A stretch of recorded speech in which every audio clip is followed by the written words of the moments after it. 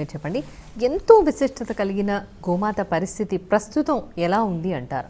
అంటే ప్రస్తుతము ఇప్పుడున్నటువంటి మన పరిస్థితుల్లో ప్రతి వాళ్ళు మాకేంటి లాభం అనేటటువంటి ఒక ఆలోచనలో ఉన్నారు. కాబట్టి సుమారుగా 1955 వరకు దాదాపుగా మన దేశంలో రైతులు గ్రామాలలో గ్రామం వికాసం బాగా ఉండేది. రైతులు గో ఆధారిత వ్యవసాయం చేసేవారు. వారు చెప్పారు వ్యవసాయం గురించి. కాబట్టి పుష్టికరమైనటువంటి ఆరోగ్యకరమైనటువంటి పంట, అధిక ఉత్పత్తి వచ్చాయండి. 1955 ఆ ప్రాంతంలో మనకు ఈ కెమికల్ ఫెర్టిలైజర్ ఎప్పుడైతే అలవాటు చేశారో అప్పటి నుంచి గోవు యొక్క ప్రాధాన్యత తగ్గిపోయింది. దాదాపు 10 సంవత్సరాలు 65-70 వరకు భూమిలో ఉన్నటువంటి సారం చక్కగా ఉన్నంత వరకు ఆ ఫర్టిలైజర్ పనిచేసింది. తర్వాత ఇప్పుడు ఉన్నటువంటి పరిస్థితుల్లో భూమి సారం చచ్చిపోయిందండి. నేలలో మనకు ఒక గ్రాము మట్టి, నేల యొక్క తత్వం ఏంటంటే ఒక గ్రాము మట్టిలో 10 కోట్ల జీవాణువులు ఉంటాయండి. బ్యాక్టీరియా అంటారు. పంటకు అవసరమయ్యేటువంటి జీవాణువులు, బ్యాక్టీరియా ఒక గ్రాము మట్టిలో 10 కోట్లు ఉంటాయి. ఈ కెమికల్స్ రసాయనాలు వేసి వేసి వేసి అవి చచ్చిపోయాయండి. ఆవు పేడ ఏదైతే ఉందో, గోమయం పేడ అని మామూలుగా మన భాషలో ఉంటాం. గోమయం అంటే విస్తృతమైనటువంటి దాని అర్థం, మలము ఇలాంటివి చెప్పరు దానికి. గోమయంలో ఈ యొక్క 10 కోట్ల యొక్క జీవాణువులను పెంచేటువంటి తత్వం ఉంది. దాదాపు 40 రకాలైనటువంటి తత్వాలు దాంట్లో గోమయంలో సారవంతం చేయటం కోసం. ఎప్పుడైతే దాన్ని మనం ఆపేసేసామో, వ్యవసాయంలో రైతు కెమికల్ ఫెర్టిలైజర్స్గా అలవాటు పడి గోవును వదిలేసేసాడు. గోవులను అమ్మటం ప్రారంభం చేశారు. ప్రస్తుతం పరిస్థితి ఏంటండి అంటే, గోవులు దాదాపు మనకు స్వాతంత్రం వచ్చినప్పుడు మన జనాభా 30 కోట్లు ఉంటాయి, 33 కోట్ల జనాభా ఉంటే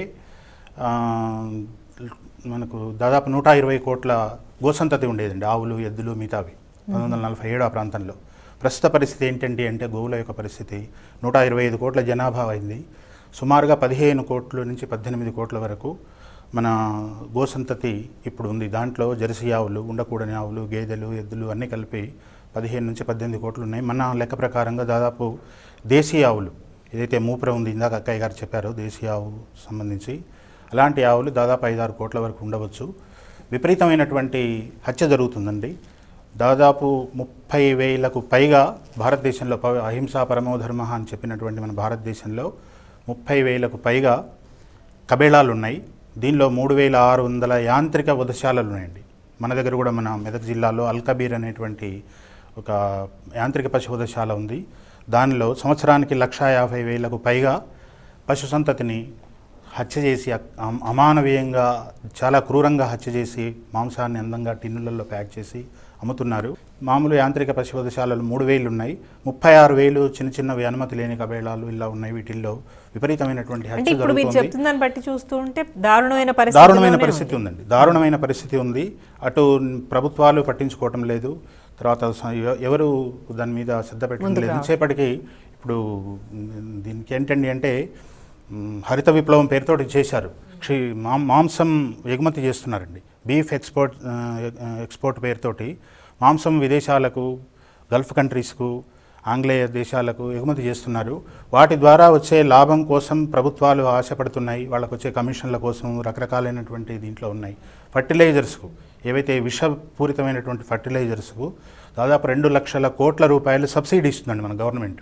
పేడను దిగుమతి చేసుకుంటాను. మీకు విచిత్రమైన విషయం ఏంటండి అంటే, దాదాపు 20 దేశాల నుంచి మన ఆవులు పుట్టినటువంటి మన దేశానికి గోమయాన్ని మనం దిగుమతి చేసుకుంటున్నాం. మాంసాన్ని ఎగుమతి చేసి ఆ పేడను కొనుక్కుంటున్నాం మనం.